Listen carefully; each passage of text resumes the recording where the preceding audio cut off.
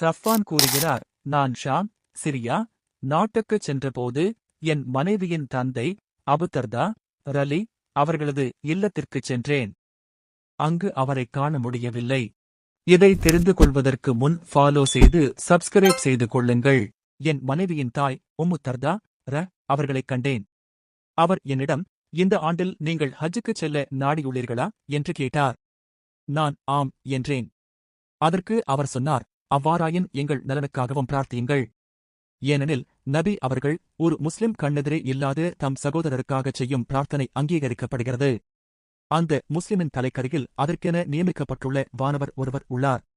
அந்த முஸ்லிம் தம் சகோதரருக்காக நன்மை வேண்டி பிரார்த்திக்கும் போதெல்லாம் அதற்கென நியமிக்கப்பட்டுள்ள அந்த வானவர், இறைவா, இவருடைய பிரார்த்தனையை ஏற்றுக்கொள்வாயாக, அதைப்போன்றே உமக்கும் கிடைக்கட்டும் என பிரார்த்திக்கிறார் என்று கூறினார்கள். நூல் முஸ்லிம்.